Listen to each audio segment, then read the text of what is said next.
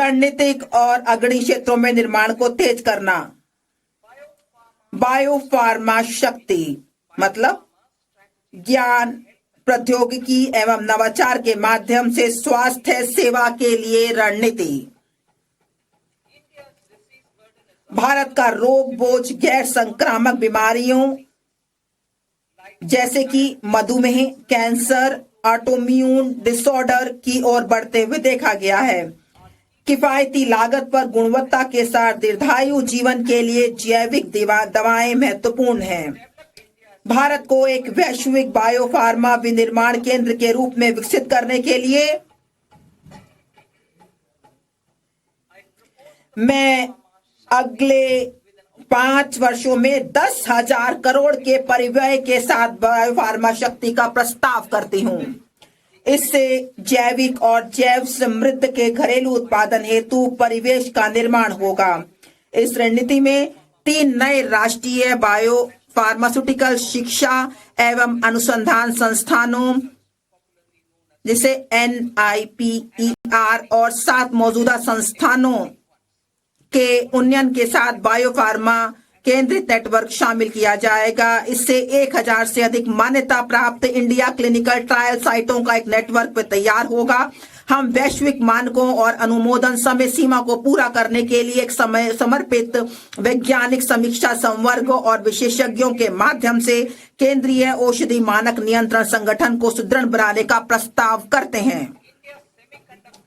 India semiconductor mission 1.0 ने भारत की semiconductor क्षेत्र की क्षमताओं का विस्तार किया है। इससे आगे बढ़ते हुए हम उपकरण और सामग्रियों के उत्पादन, पूर्ण सुसज्जित भारतीय IP डिजाइन तथा आपूर्ति श्रृंखलाओं को मजबूत करने के लिए ISM 2.0 का शुभारंभ करेंगे। हम उद्योग को विकसित करने तथा कुशल जनशक्ति तैयार करने हेतु उद्योग आधारित का भी करेंगे। अप्रैल 2025 में 22,919 करोड़ के परिव्यय के साथ आरंभ की गई इलेक्ट्रॉनिक घटक निर्माण योजना में पहले ही लक्ष्य में दोगुनी निवेश हुआ है।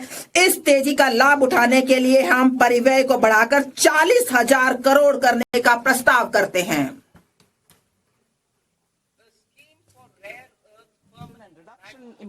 नवंबर 2025 में rare earth permanent magnet scheme आरंभ की गई थी। अब हम खनन, प्रसंस्करण, अनुसंधान और विनिर्माण को बढ़ावा देने के लिए समर्पित दुर्लभ खनिज कॉरिडोर स्थापित करने हेतु खनिज संपन्न राज्यों उड़ीसा, केरल, आंध्र प्रदेश और तमिलनाडु की सहायता करने का प्रस्ताव करते हैं। घरेलू रासायनिक उत्पादन बढ़ाने और निर्यात निर्भरता कम करने के लिए हम क्लस्टर आधारित प्लग एंड प्ले मॉडल के आधार पर एक चुनौती मार्ग के माध्यम से 3 समर्पित रासायनिक पार्कों की स्थापना में राज्यों की मदद के लिए एक योजना का शुभारंभ करेंगे।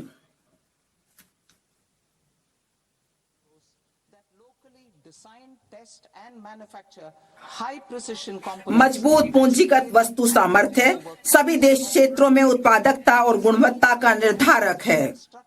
इस क्षमता के निर्माण हेतु मैं निम्नलिखित का प्रस्ताव करती हूँ।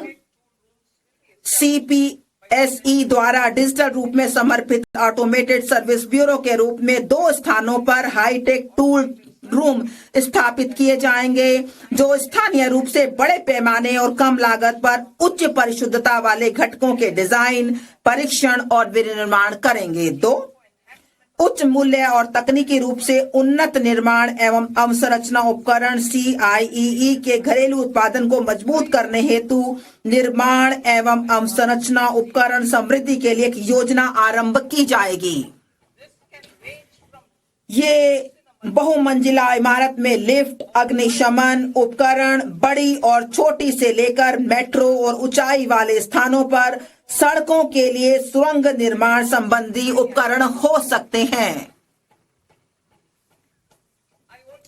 मैं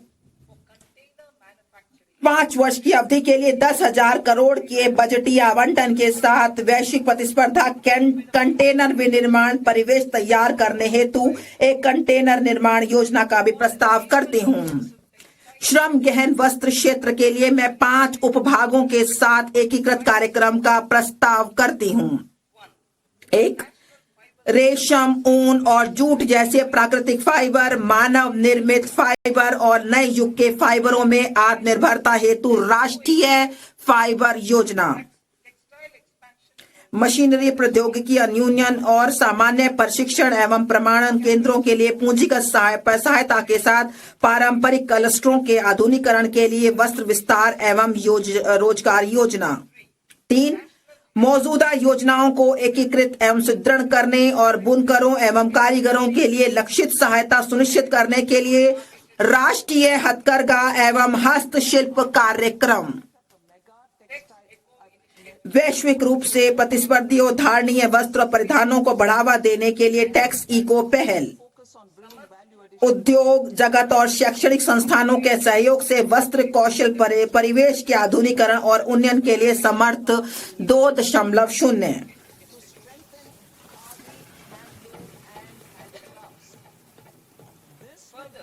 इसके अलावा मैं प्रस्ताव करती हूं कि चुनौती मोड में मेगा टेक्सटाइल पार्क स्थापित किए जाएंगे। वे तकनीकी टेक्सटाइल के मूल्यवर्धन पर भी ध्यान केंद्रित कर सकते हैं। मैं खादी, हथकरघा और हस्तशिल्प को सुदृढ़ करने के लिए महात्मा गांधी ग्राम स्वराज योजना का शुभारंभ करने का प्रस्ताव करती हूं। इससे वैश्विक बाजार समृद्धता और ब्रांडिंग में सहायता मिलेगी। यह प्रशिक्षण, कौशल, प्रक्रिया और उत्पादन गुणवत्ता को सुसंगत बनाएगा और सहायता प्रदान करेगा। यह हमारे बुनकरों, ग्रामीण उद्योगों, एक जिला एक उत्पाद पहल और ग्रामीण युवाओं को लाभान्वित करेगा। भारत में उच्च गुणवत्ता वाले खेलकूद के सस्ते सामानों के लिए एक वैश्विक केंद्र के रूप में उभरने की संभावना मौजूद है। मैं उपकरण डिजाइन एवं सामग्री विज्ञान में विनिर्माण, अनुसंधान और नवाचार को बढ़ावा देने हेतु खेलकूद के सामानों के लिए एक समर्पित पहल का प्रस्ताव करती हूं। विरासत के औद्योगिक क्लस्टरों का कायाकल्प। मैं अवसंरचना और प्रौद्योगिकी उन्नयन के माध्यम से उनकी लागत, प्रतिस्पर्धात्मकता और दक्षता में सुधार करने के लिए 200 विरासत के औद्योगिक क्लस्टरों को पुनर्जीवित करने के लिए एक योजना शुरू करने का प्रस्ताव करती हूं। चैंपियंस एसएमई का सृजन और सूक्ष्म उद्यमों को सहायता। एमएसएमई को विकास के एक महत्वपूर्ण इंजन के रूप में मान्यता देते हुए मैं चैंपियंस के रूप में उनके विकास में सहायता के लिए एक त्रिआयामी दृष्टिकोण का प्रस्ताव करती हूं। इक्विटी सहायता। मैं भविष्य के चैंपियंस तैयार करने के लिए चुनिंदा मानदंडों के आधार पर उद्यमों को प्रोत्साहित करने के लिए एक समर्पित 10,000 करोड़ की एमएसएमई विकास निधि शुरू करने का प्रस्ताव करती हूं। मैं सूक्ष्म उद्योगों की सहायता को जारी रखने और जोखिम पूंजी तक उनकी पहुंच बनाने के लिए 2021 में स्थापित आत्मनिर्भर भारत निधि में 2,000 करोड़ के टॉप अप का भी प्रस्ताव करती हूं। इससे छोटे उद्योगों को सहायता मिलेगी। नकदी सहायता। ट्रेड्स के साथ एमएसएमई को 7 लाख करोड़ से अधिक धनराशि उपलब्ध कराई गई है। इसकी पूरी क्षमता का लाभ देने के लिए मैं 4 उपायों का प्रस्ताव करती हूं। 1, केंद्रीय सार्वजनिक क्षेत्र के उद्यमों द्वारा एमएसएमई से सभी खरीद के लिए ट्रेडर्स को लेन देन निपटान प्लेटफॉर्म के रूप में उपयोग करने का निर्देश करना, जिससे यह अन्य कॉरपोरेट के लिए एक मानक बन सके। 2, ट्रेडर्स प्लेटफॉर्म पर बीजक छूट हेतु सीजीटीएमएसई के माध्यम से ऋण गारंटी सहायता तंत्र शुरू करना। 3, सस्ते और त्वरित वित्त पोषण को प्रोत्साहित करने के लिए एमएसएमई में सरकारी खरीद के बारे में वित्त प्रदाताओं के साथ सूचना साझा करने हेतु जेम को ट्रेडर्स को जोड़ना। 4, ट्रेड्स प्राप्तियों को आस्ती समर्पित प्रतिभूतियों के रूप में शुरू करना, जो एक द्वितीयक